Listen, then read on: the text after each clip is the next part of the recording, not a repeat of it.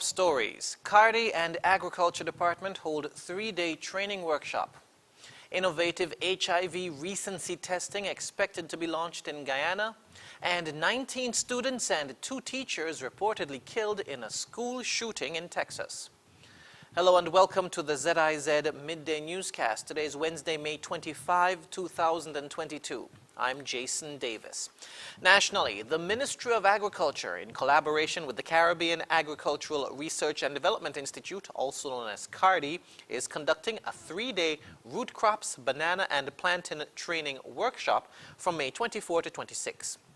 Permanent Secretary in the Ministry of Agriculture, Ron Dublin Collins, commended CARDI for its partnership in the Roots and Tubers program, for its research and its assistance in capacity development. He also stated that the program's objectives include developing improved root and tuber production technologies to increase productivity, multiplying improved planting material, developing processing techniques, assisting with marketing activities, and collaborating with all stakeholders to provide training to the farmers and technical staff. The Permanent Secretary said the Ministry of Agriculture would be introducing an initiative in the near future to increase the production of roots and tubers. He said the introduction of this initiative will ensure greater gains for the farmers and producers within the Federation. The Eastern Caribbean Central Bank is working with Stone Coast CI Limited to make the accessing and availability of credit information easier in the ECCB member countries. The bank says the institution has received a demo of the application to be used in the execution of the Credit Bureau solution. It's called Credit Info ECCU, and it's going to be used for the 8 ECCB member countries. The Group Chief Operating Officer at Stone Coast CI Limited, Damian Franklin, presented the demo to the ECCB delegation, which included Governor Timothy Antoine and Deputy Governor Valda Henry. The Credit Bureau solution is a web-based application which could be accessed at any time from any location, providing that the user has internet access. This will assist with the efficiency of the credit decision-making process. Franklin said persons will no longer have to make calls to find out information on a customer from a colleague in another institution. According to the ECCB, the solution is not only for the development of credit reports, but is also designed to provide other services such as monitoring, dispute management, statistics, administration, and data management. Credit Info ECCU will operate in the 8 ECCB member countries, providing financial institutions and other types of credit granting institutions access to an individual's or business's credit history, which will make credit information sharing much easier. The bank says it will also assist with improving customers' access to credit while discouraging discriminatory lending practices. In other news, Minister of Entrepreneurship, Entertainment and Talent Development, the Honorable Akila Byron Nisbet, has welcomed the partnership with Ivan Berry, a Canadian music business executive who's collaborating with the local government to advance the music sector in the Federation. Mr. Berry, a music icon, is in the Federation with a team of international industry experts experienced in music publishing, digital distribution, social media, branding, copyright and performing arts, touring, and more.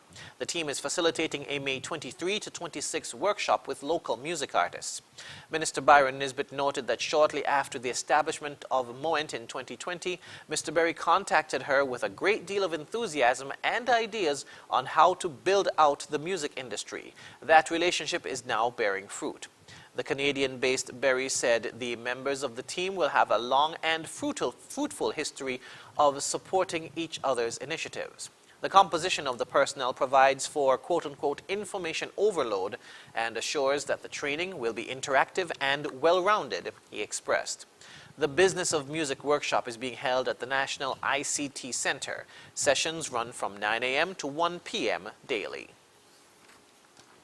Moving now to news on the regional scene. Guyanese are expected to be provided with information surrounding how recent they would have gotten infected with HIV with the expected launch of HIV recency testing.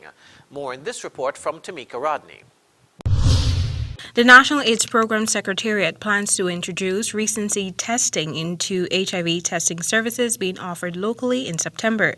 The new testing methodology, according to Director of the National AIDS Program Secretariat, Dr. Tariq Jagnarin, is presently undergoing an ethical review before its rollout.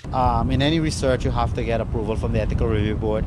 And since it's a Caribbean study with US-based researchers as well as local researchers, they had to pass it through the Ethical Review Board at 3 different levels: Guyana, the Caribbean, as well as the US.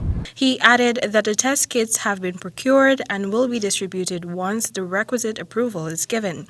Recency testing will target newly infected persons and will help the Secretariat to assess how HIV is being transmitted. It provides surveillance data on person, place, and time of HIV recent infections among adults that would be used to steer HIV prevention and control strategies. The tests will present a specific time a patient was infected. That information will then be provided to the patient, who would be asked by the consular testers to divulge details of sexual partners during that time period for case tracking. It enables testers to detect whether an HIV infection is recent, less than 6 months. Dr. Jagnarin explained that while in excess of 90% of the estimated 9,500 people living with HIV in Guyana are aware of their HIV positive status, identifying areas with active transmission is critical to ensuring that the patients are linked to treatment and achieve viral suppression. Currently, just 65% of persons living with HIV are in treatment, while 27% have attained viral suppression, which means they are unable to transmit the virus. HIV prevalence in Guyana is 1.4%. In 2021, NAPS recorded in excess of 590 new cases, majority among the 21 to 30 age cohort, transgender groups, female sex workers, and men who have sex with men.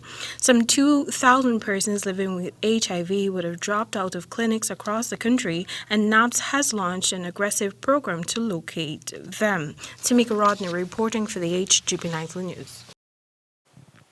A rise in monkeypox cases worldwide has prompted St. Lucia's Ministry of Health and Wellness to